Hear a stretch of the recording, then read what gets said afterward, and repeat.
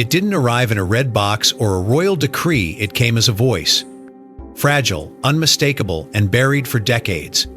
When Prince William and Prince Harry were handed a long-lost recording of Princess Diana, the silence that followed was more chilling than any scandal. Because this wasn't memory, it was evidence. And within hours, the palace was already scrambling to contain what it could not control. Before we go deeper into what this really means for the royal family, make sure to subscribe so you don't miss a single update. It began quietly, almost too quietly for something so potentially devastating. A sealed delivery, routed through channels that insiders would later describe as untraceable in intent but unmistakable in consequence, arrived not at one residence but two. The symmetry was deliberate. Both brothers, separated by distance, history, and years of growing mistrust, received the same package within hours of each other. Inside, there was no elaborate documentation, no official seal to authenticate its contents. There was only a recording. And according to those familiar with the moment, the weight of it was immediately understood before a single word was played.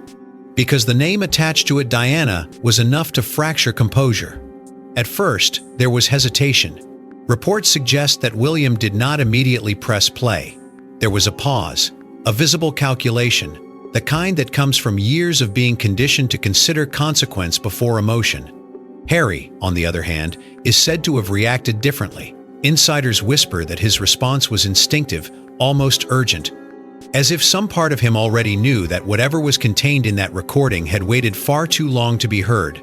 And yet, despite their differences, both brothers found themselves pulled into the same moment, a shared confrontation with the past, unfiltered and unmediated. Within the inner corridors of the palace, the reaction was far less restrained. Palace. Administrative streams, ranging from security log irregularities to sudden scheduling disruptions, began to indicate that something unusual was unfolding. Aides who were not briefed found themselves abruptly dismissed from meetings. Communication staff were reportedly instructed to hold all commentary, a phrase that, according to seasoned royal correspondents like Robert Hardman, often signals a situation far more serious than the public is meant to understand. It was not just concern, it was containment. Verification became the immediate priority. Different interpretations of the internal response describe a rapid mobilization of archival experts, voice analysts, and legal advisors. Because if the recording was authentic, it raised a question the institution had spent decades trying to control. What else had been left unsaid? And more importantly, why had it remained hidden? Sources close to the matter suggest that the voice, once played, left little room for doubt. The tone, the cadence, the unmistakable vulnerability, it was Diana. Not the carefully curated public figure, but something far more intimate, something unguarded. And as the reality of that settled in, something else began to surface: tension. Not loud, not explosive, but present. Subtle shifts in posture, pauses in conversation, a noticeable divergence in how each brother processed what they were hearing. Because while the recording connected them through shared loss, it also exposed the fault lines that had been growing for years. William, bound by duty, seemed to retreat into silence. Harry, driven by emotion, appeared unwilling to let the moment pass without confrontation. And in that contrast, the palace saw not just a crisis but a fracture that could widen at any moment. Because this was never just about a recording, it was about timing. About why something so significant would emerge now, in an era where every royal movement is scrutinized, every silence interpreted. Insiders claim that. Questions began circulating almost immediately: who had preserved this? Who had decided to release it? And perhaps most unsettling of all, who else already knew it existed? The answers, if they existed at all, were being kept far from public reach. But the implications were already impossible to ignore. But what Diana said in that recording wasn't just emotional, it was explosive enough to shake the very foundation of the monarchy. The tape begins not with accusation, but with hesitation. Princess Diana's voice, soft yet deliberate, unfolds like a confession never meant for the public. What she reveals in those first moments forces Prince William to pause, and Prince Harry to listen in stunned silence. Because this wasn't the Diana the world thought it knew, this was a woman documenting something far darker, something unfinished. There is a fragility to her voice, but not weakness, something more controlled, more intentional. Those familiar with archival recordings of Diana have often described her public tone as warm, open, almost disarming. But this is different. This is measured. Every word carries weight, as if chosen not for comfort, but for record. Reports suggest she speaks slowly at first, as though aware that what she is saying may one day be scrutinized, replayed, perhaps even challenged. And yet she continues, not with the confidence of someone seeking attention, but with the quiet resolve of someone trying to preserve truth before it slips beyond reach. What becomes immediately apparent is that this recording was never meant for casual discovery. Insiders whisper that it carries the unmistakable imprint of a safeguard, a private account, possibly intended to be heard only under specific circumstances. There are pauses woven into her speech, moments where she seems to gather herself, not out of uncertainty, but out of awareness. Because what she is describing is not a single event, not a fleeting moment of distress. It is something sustained. Something that, according to various interpretations, had been building quietly behind the formal structure of royal life. And then come the phrases that shift everything. Subtle at first, almost easy to overlook, references to things not being as they seem. Hints that what is presented publicly does not always reflect the reality behind closed doors. There are no direct accusations, no explicit names, but the implication is unmistakable. This is not the voice of someone speculating. This is the voice of someone who has experienced something deeply isolating and is trying, carefully, to articulate it without crossing a line she knows cannot be uncrossed. For William, the weight of that implication appears to land differently. Those familiar with the dynamics of royal responsibility suggest that his reaction is less outward, more contained. Because beyond the emotional impact, there is another layer what this means for the institution itself. If Diana's words are interpreted as a challenge to the narrative that has been upheld for decades, then the consequences extend far beyond personal memory. They touch the very framework of continuity, of stability, of trust. And that is not something easily confronted, let alone resolved. Harry, however, is said to respond in a way that is harder to contain. Insiders claim that his reaction is immediate, emotional, almost visceral. Because for him, this is not about structure or legacy, it is about voice. About hearing, in real time, the thoughts of a mother whose story, in his view, was never fully told. And as the recording continues, that emotional connection seems to deepen, not ease. Each word reinforcing a sense that what he is hearing is not just reflection but revelation. There is something else beneath it all. A tone that shifts ever so slightly as the recording progresses, not louder, not more forceful, but more certain. As if Diana herself is moving from uncertainty into clarity, from hesitation into quiet conviction. And in that shift, the recording begins to feel less like a recollection and more like a statement, not for the public, not for the press, but for the future. And as the recording continued, it became clear this wasn't just a message. It was a warning. Within hours of the recording surfacing, aides weren't asking what it meant, they were asking how it leaked. Because according to insiders, this wasn't supposed to exist anymore. Files had been archived, narratives carefully shaped, and yet somehow, Princess Diana's voice had slipped through the cracks of royal control. What followed was not confusion, it was calculation. Reports suggest that within the highest administrative tiers of the palace, there was already a quiet awareness that something like this might exist, not confirmed, not acknowledged, but known in the way sensitive matters often are kept at the edges of conversation, buried beneath protocol and time. Insiders whisper that certain archival records connected to Diana's private materials had long been considered resolved, a word that in royal terms rarely means destroyed, but rather contained. And yet now, that containment had failed. The immediate question was not emotional, it was logistical. How does a recording, allegedly preserved for decades, bypass layers of security, classification, and institutional memory? Palace administrative streams, ranging from document registry anomalies to restricted access logs, were reportedly re-examined with unusual urgency. According to various interpretations, this was not a breach in the traditional sense. There was no obvious theft, no clear act of intrusion, which made it even more unsettling. Because if it wasn't taken, then it had been kept, preserved, protected, waiting. Allegations of archival suppression began to surface almost as quickly as the recording itself. Not publicly, not in statements, but in the quiet language of those familiar with how royal documentation is handled. Different interpretations of past. Archival movements, particularly those surrounding Diana's personal correspondences and private materials, have long suggested that certain items were either reclassified or quietly repositioned within less accessible collections. Whether this recording was among them remains unclear, but the timing of its emergence has raised questions that cannot be easily dismissed. At the same time, palace communications teams moved with precision. Instructions were reportedly issued to maintain strict silence. Media outlets, particularly those with long-standing royal connections, were subtly guided away from speculation. The phrase unverified material began appearing in off-record briefings, a term often used not to deny authenticity, but to delay confirmation. According to seasoned observers like Ingrid Seward, this kind of response signals a deeper concern not just about the content itself, but about the narrative it could disrupt if left unchecked. There were echoes here, unmistakable ones.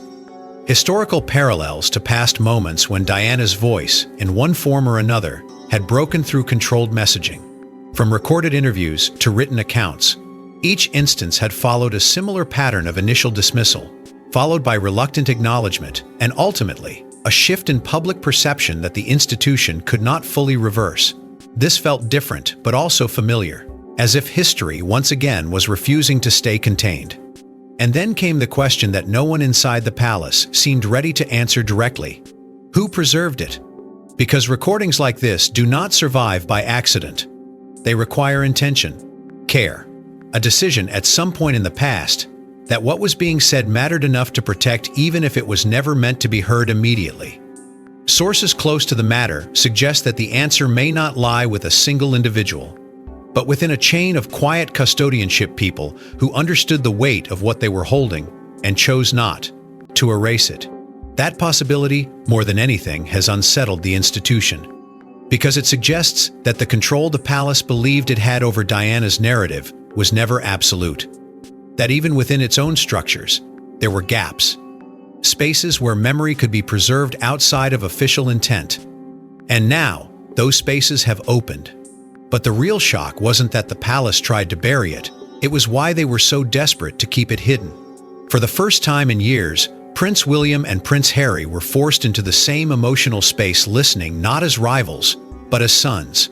Yet what united them in grief quickly divided them in purpose. Because where William saw risk to the crown, Harry saw truth that demanded to be heard. The shift was almost immediate, though not spoken aloud. Those familiar with the dynamics between the brothers suggest that the moment the recording ended, the silence that followed carried more weight than anything that had been said. It was not the silence of agreement, nor of shared understanding, it was the silence of divergence. Because while both had heard the same voice, the same words, the same carefully measured revelations of Princess Diana, what they took from it began to move in two very different directions. William's response, according to insiders, was restrained, almost instinctively so. Years of preparation, of being shaped into the role of future monarch, had conditioned him to process even the most personal moments through the lens of consequence. Reports suggest that his first concerns were not about exposure, but about implication. What does this mean for the institution?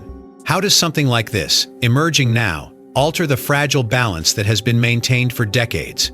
Because for William, the voice on that recording was not just his mother, it was a force that could unsettle the very structure he is expected to protect. Harry, however, is said to have reacted with a different kind of intensity. Not measured, not distant, but immediate and deeply personal. Insiders whisper that for him, the recording did not feel like a risk, it felt like validation. A confirmation of something he has long suggested, that his mother's story was never fully understood, never fully told. And as that realization settled in, so did a sense of urgency. Because if this recording existed, if it carried the weight that it clearly did, then in his view, it was not something to be hidden again. It was something to be heard. This contrast did not erupt into open conflict, at least not immediately. Instead, it simmered beneath the surface, shaping the tone of what would follow. Reports suggest that a private conversation between the brothers took place soon after, one described by different interpretations as tense, measured, and unresolved. There were no raised voices, no dramatic ultimatums. But there was a clear difference in direction. William, focused on containment, reportedly emphasized caution, the need to understand the full scope before any action was taken. Harry, driven by emotion, is said to have questioned that approach, challenging whether silence had ever truly served the truth. And beneath that exchange lay something deeper: history. Years of strained communication, of public distance and private disagreement, had already created a fragile foundation. This moment did not create that tension, it exposed it. Because now, the divide was no longer about past grievances or personal choices. It was about something far more significant, about how to respond to a voice from the past that refused to stay quiet. The emotional weight of hearing Diana again cannot be overstated. Those close to the situation suggest that both brothers were visibly affected, though in ways that reflected their differences. For William, it was a quiet burden, something internalized, carried without outward display. For Harry, it was more immediate, more visible, a reaction that could not be easily contained. And in that contrast, the palace began to see not just a disagreement, but a potential fracture that could widen under pressure. Because this was not just a private matter anymore. The recording had already begun to move beyond controlled circles, its existence no longer confined to internal discussions. And with that shift came a new reality, one where the brothers' differing perspectives could no longer remain separate from the institution they were both connected to, in very different ways. And as their perspectives began to clash, the palace realized something even more dangerous was unfolding. Behind the ornate gates, panic moved faster than protocol. Emergency briefings, legal reviews, and strategic silence became the order of the day. Because if Princess Diana's voice reached the public unfiltered, it wouldn't just reopen old wounds, it could redefine them. What followed was not chaos in the traditional sense, but something far more controlled and therefore far more revealing. Reports suggest that within hours of the recording's existence being confirmed internally, crisis management structures were quietly activated. Not announced, not acknowledged, but unmistakable to those familiar with the rhythms of royal response.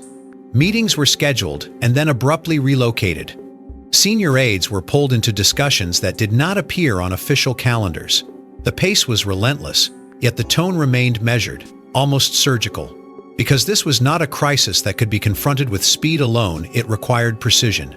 Legal teams were among the first to be mobilized. According to various interpretations, the central question was not simply whether the recording could be released, but what its release would mean.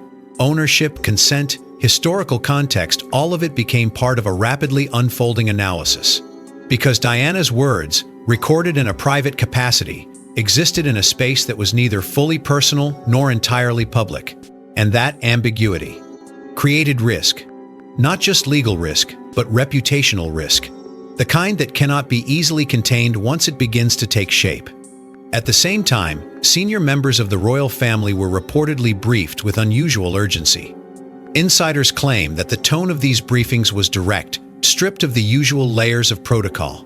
Because the situation demanded clarity, the recording was real, its contents were significant, and its potential impact was still unfolding. For some, the concern was immediate: how to prevent escalation. For others, it was more strategic: how to manage perception in a landscape where control is never absolute. Media monitoring intensified almost instantly.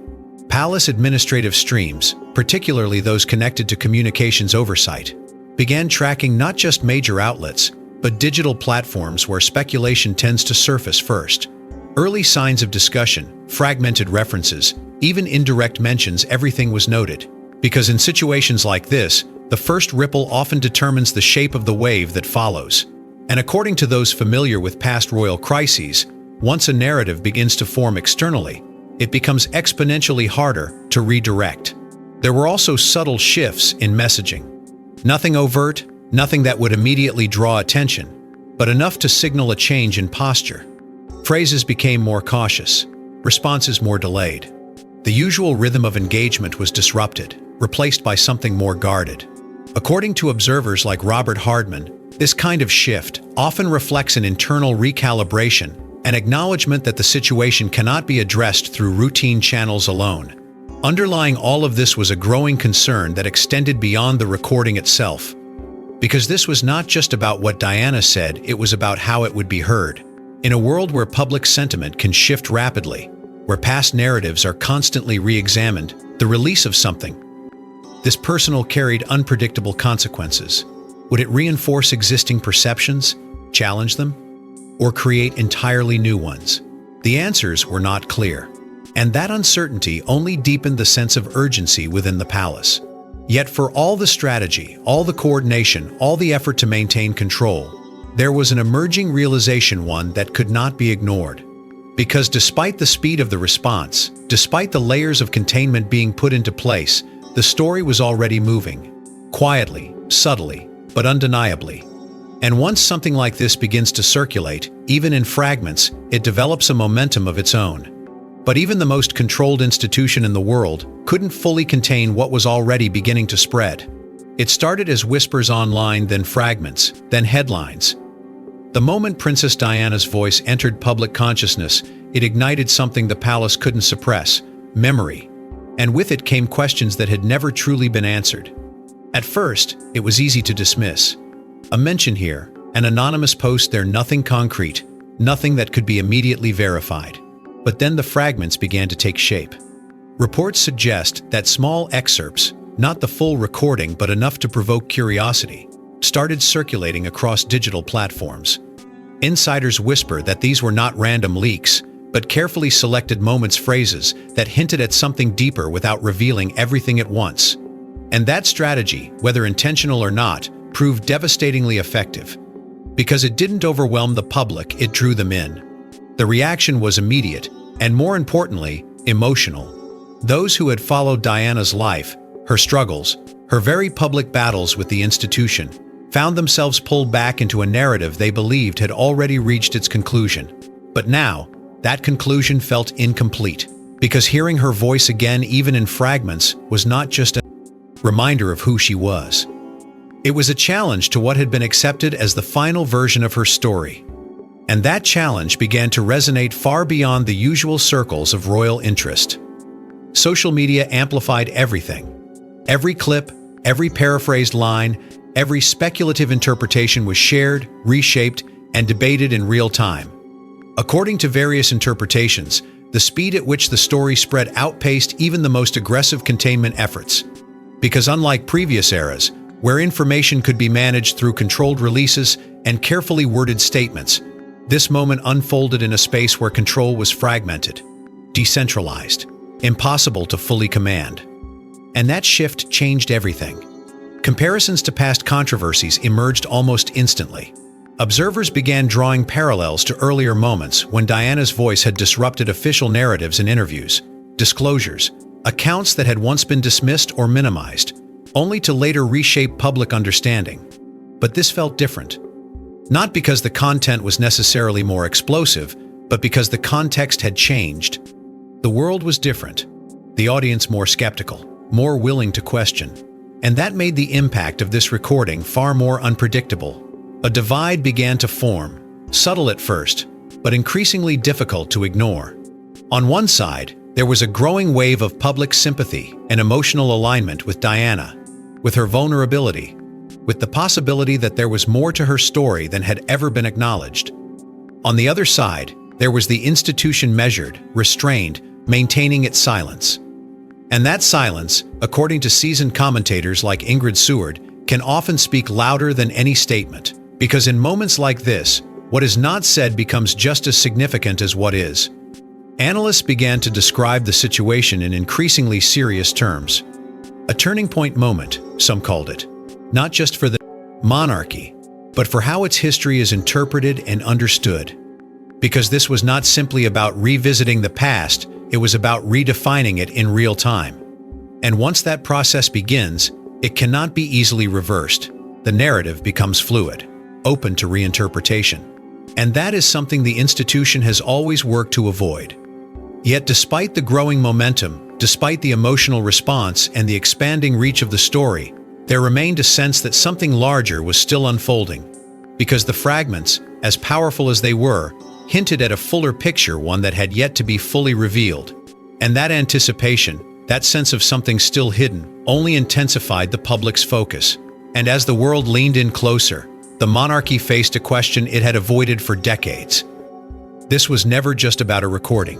It was about legacy, who controls it, who protects it, and who dares to challenge it. Because Princess Diana's voice, once silenced, was now reshaping the narrative in real time. What had begun as a contained moment between two brothers had now expanded into something far more consequential, a confrontation between preservation and truth. The monarchy, built on continuity and carefully maintained perception, has always relied on a delicate balance, honoring the past while controlling how it is remembered. But now, that balance was under strain. Because Diana's words, emerging decades after they were spoken, did not fit neatly into the narrative that had been upheld. They disrupted it, quietly but unmistakably. At the center of this tension stands Prince William, a figure shaped by duty, expectation, and the weight of what lies ahead. Insiders suggest that for him, the situation is not simply personal, it is existential. Because as the future king, his role is not just to inherit the crown, but to protect its legitimacy. And legitimacy, once questioned, is not easily restored. The challenge he faces is not whether Diana's voice should be heard, but how its impact can be managed without unraveling the institution he is destined to lead. It is a burden that requires restraint, even when restraint comes at a personal cost. Across from him, in both distance and perspective, is Prince Harry. No longer bound by the same institutional constraints, his position allows for a different kind of response, one less concerned with preservation and more aligned with revelation. Reports suggest that his stance remains consistent with what he has expressed in the past. That truth, regardless of its consequences, deserves to be acknowledged. And in this moment, that belief carries new weight. Because the voice he is advocating for is not abstract, it is immediate, present, impossible to ignore. This divergence is not just personal, it reflects a broader question about the future of the monarchy itself. In an era where transparency is increasingly demanded, where institutions are expected to confront rather than conceal, the crown finds itself at a crossroads. Can it continue to operate within the framework that has sustained it for generations? Or must it adapt, allowing space for narratives that were once considered too disruptive to acknowledge? Analysts, including voices like Robert Hardman, have begun to frame this moment as a test not just of leadership, but of relevance. There are no clear answers. Some experts argue that confronting the past openly could strengthen the institution, aligning it with a public that values honesty over tradition. Others warn that such openness carries risks, unintended consequences, that could erode the very foundation the monarchy depends on. Because once a narrative begins to shift, it rarely stops at a single point. It expands. It invites scrutiny. And scrutiny, once invited, does not easily retreat. The image of the crown, carefully constructed over decades, now stands at a critical juncture. Not shattered, not yet, but undeniably challenged. Because this is no longer just about what happened in the past. It is about how that past is understood moving forward, and whether the institution can navigate that understanding without losing itself in the process. And in the end, only one question remained: what would Diana have wanted? Long after the headlines fade, one thing remains: her voice. Not as a relic of the past, but as a force still shaping the present. Because some truths don't disappear, they wait. And when they return, they don't ask for permission. What began as a contained revelation has now settled into something deeper, something far more enduring. The voice of Princess Diana no longer exists only within the boundaries of a single recording. It has expanded into a presence, a quiet but persistent force that continues to influence how her story is understood. Reports suggest that for many, hearing her again has not brought closure, but rather reopened a sense of unfinished narrative. Because the power of that voice lies not just in what it says, but in what it represents: a perspective that refused to be fully erased, even after decades of silence. And within that echo, the tension between truth and duty remains unresolved. The monarchy, by its very nature, depends on continuity, on the careful preservation of its image and legacy. Yet Diana's words challenge that preservation, not through confrontation, but through existence alone. Because once something is heard, it cannot be unheard. Once a narrative is questioned, it cannot simply return to its previous form. Insiders whisper that this is the dilemma now facing the institution: not whether to respond, but how to exist alongside a truth that cannot be fully controlled. For Prince William, that dilemma continues to take shape in quiet, measured ways. His path forward is defined by responsibility, by the expectation that he will one day carry the full weight of the crown. And within that role, there is little room for uncertainty. Yet this moment has introduced exactly that. A complexity that cannot be resolved through protocol alone.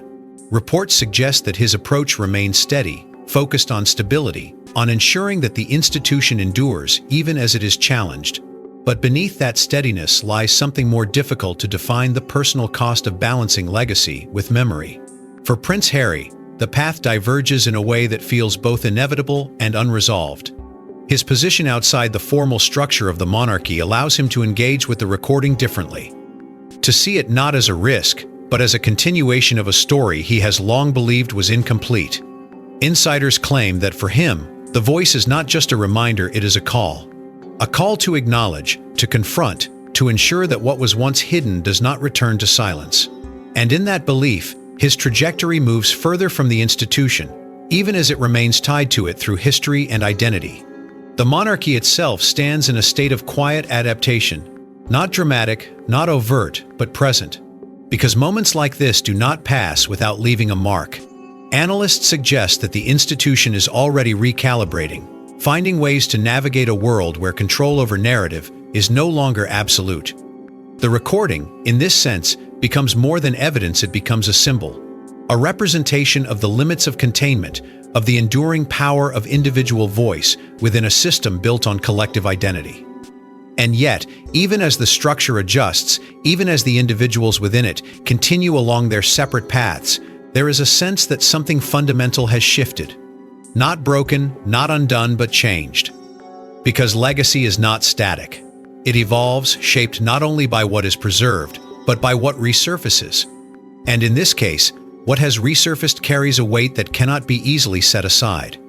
The memory of Diana has always existed within the public consciousness, but now it feels different, more immediate, more present. Not confined to history, but actively influencing the present. And that influence, quiet as it may seem, continues to ripple outward, shaping conversations, perceptions, and ultimately, the future of the institution itself. Because in the end, it wasn't just a recording that resurfaced, it was a legacy that refused to stay silent. Thanks for watching. Please don't forget to like and subscribe, and we will see you in the next one.